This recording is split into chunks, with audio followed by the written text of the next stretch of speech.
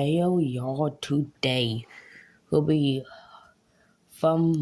reacting to slash mostly debunking Max Steel vs. Iron Man from the Hero Villains channel. Most parts of this video I do like, but for some parts, mainly with Max, that I just think is really stupid. So we're gonna get into it right now. And yes, I do have it at 1.35 speed because I'm going to run out of space and you guys have bad attention spans. Today I continue to spans. talk about Max Steel and Iron Man, the superheroes with incredible powers. Tony Stark, the son of the powerful mogul Howard Stark and his noble wife Maria, grew up surrounded by wealth and influence. One thing I would like to mention is this guy doesn't mention anything like from Morphos or beyond. At least I don't remember him doing so. So I won't be covering any version of Max if I get like Tachyon amped, and especially not Green Max. Only Blue Max before any amps. I'll still most likely put him in the win, but hey, let's see if he has anything. Let's see if he has anything worthwhile to mention about Iron Man. The universe. In the fierce battle, Jaw EM met Steel, an independent-thinking Ultralink. After realizing the futility of ruling the universe, Steel allied with Jaw EM. Together, they fought for what was right, but tragedy struck when another Ultralink, bonded with a powerful being from Tachyon, attacked them. The battle pushed both Jaw M and Steel to the brink. Jaw duo of Jim and Steel successfully repelled Makino's first invasion of Earth, but they didn't. Which is a planetary threat. They can repel planetary threats. Just want to make that clear.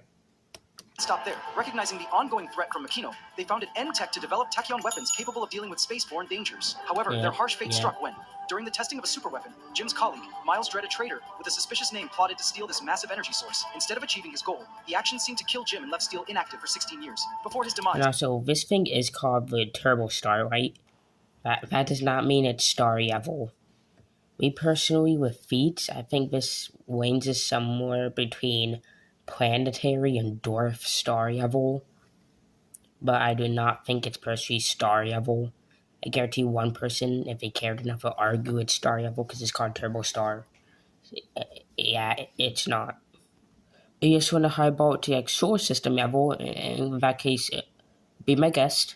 Blood. The primary weapons of each suit were powerful energy repulsors fired from his gauntlets to strike down enemies. The suit also allowed Stark to fly at supersonic speeds, moving fast. Which Max can definitely do. Like Intech, one of Intech's jets can either travel at supersonic speeds. It is called supersonic mode, and then Max can casually fly on part of it at full speed in flight mode. You can also fly through space, which would at bare minimum require Mach 33 speeds to do. So yeah, he's 33 times the speed of sound. Yeah. Tony developed advanced suits for space, underwater missions, and even stealth mode, making him a superhero ready for any challenge. Max Steel, with his superior strength, speed, and endurance. Oh, so you admit that Max Steel is stronger and faster and has better endurance. I mean, I'm pretty sure Iron Man has better endurance, but whatever. But strength and speed, I totally agree with that. Can move at lightning speed and break through solid steel and concrete effortlessly. In turbo flight mode, he can fly at sonic speeds. In turbo speed mode, he runs as fast as lightning, and in turbo strength mode, he can lift massive vehicles without any effort. All that is true. In speed mode, he dodges lasers, which I calculate at least Mach 230 to 390. Sorry, Lightning, not lasers. Keep in mind, Lightning could travel at Mach 1181, so this could even be faster for him. In strength mode, he can effortlessly lift 1-ton cars and even like the 60-plus ton Intech tanks. So yeah, he's pretty strong. When facing Makino, Max uses Turbo Titan mode to counter the destructive force of turbo annihilation, a form Makino uses to drill into Earth's core, plotting to destroy the entire planet. Remember this. Remember him drilling into the Earth's core, because we will cover it later. In his vengeful fury, Iron Man, in his Mark IV suit, achieved an extraordinary feat by simultaneously pulling several large warships. In Iron Man 121, that take town level at most. That's not impressive compared to drilling into the planet. Showcased his tremendous strength, enough to make any adversary think twice. With supersonic speed, Max Steel can even dodge lightning bolts from the upper atmosphere, a rare ability. Meanwhile, Iron Man can move so fast that a soldier enhanced with extremists couldn't track his movements, proving that Tony's speed reaches thousands of miles per hour. Max Steel can perform amazing feats. Give me proof. Such as flying into space, which requires speeds of up to Mach 9 to escape the atmosphere. Moreover, he can... Mach 9, Okay, let's see. 7 miles per second, 25,000 miles per hour. Oh, you got that. I guess I was correct. I guess. I guess I was correct, huh? Even here, if you want to do it lower, but Mach 32.5 to Mach 32.8. Yeah, that's a lot faster than Mach 9. Like, that's a lot faster. Oh, and also keep in mind, episode 9 of season 1. You flew into space in 2 seconds. That's Mach 145. Now, there's some things I will be lenient about. Like him not being a power scaler, for example. Like, power scalers would say this character's like yard star level or whatever because he blew up a planet to that magnitude. A non power scaler, we talk about what's planetary or large planetary, depending on the size of a planet. That will be unique in some stuff. I'm just saying Max can't have a Mach 145. But some stuff you can basically Google, I will not be lenient. Like Mach 9, just do a basic Google search. It's Mach 32. Like, and he can travel over Mach 1000 if he bolts. Even when you lowball it, there's Google Max's speed and speed mode. That's like 300,000 miles per hour. That's Mach 390. To catch tank shells fired at close range an almost unimaginable skill. Max Steel can withstand devastating blows. When smashed through buildings and sent crashing to the ground from hundreds of feet in the air, only to get back up and keep fighting despite being dazed, nothing compares to Iron Man, who has survived multiple direct nuclear attacks without the need for a shield and can even reminisce in the midst of the explosion. Both are symbols of indomitable strength and willpower, right? If you think nuclear explosions are oppressive, just look at this.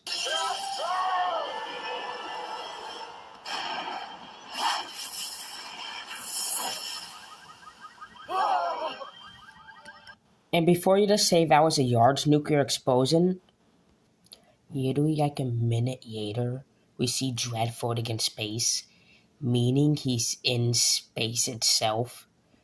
So yeah, the explosion's at 62 miles up, if not much further. Keep in mind the Char Bomba only created an explosion like a couple dozen miles up. Okay, the Char Bomba created an explosion 40 miles tall. Is 62 miles is over 50% bigger.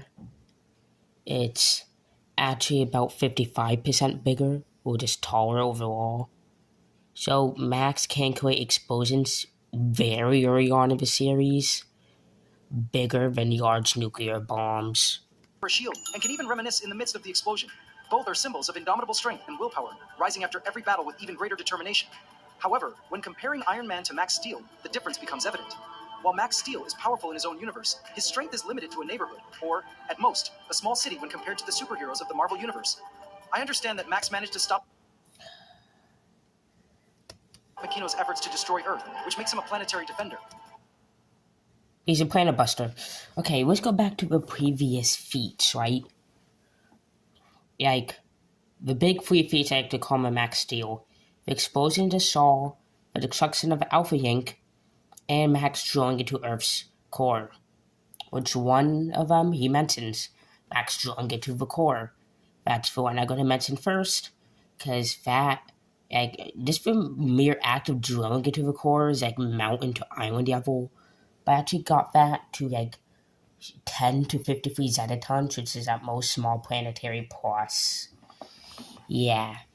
And that explosion you just saw, how previously on the channel I calculated from yards island to yards. From yards mountain to yards island level. Again, Dredd is in space, but space is 62 miles up. But also, it's a circular explosion. Max caused it, so he was in the middle.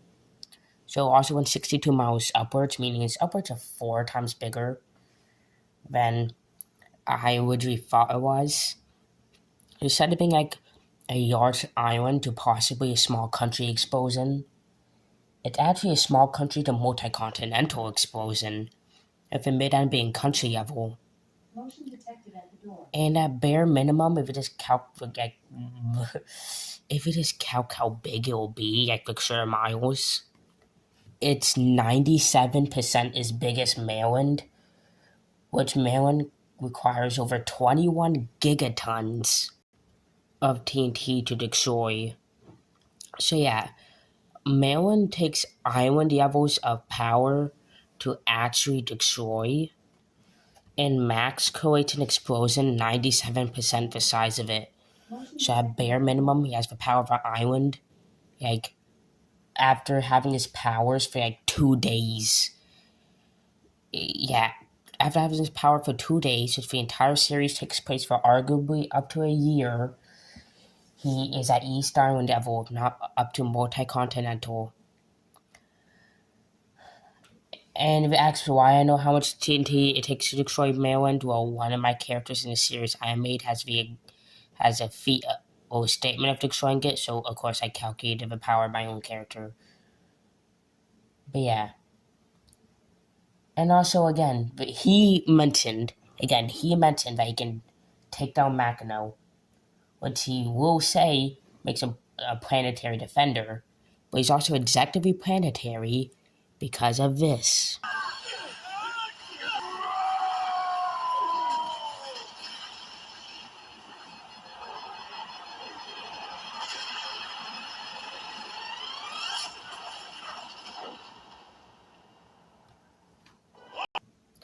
Yes, he did just destroy planetary size ship.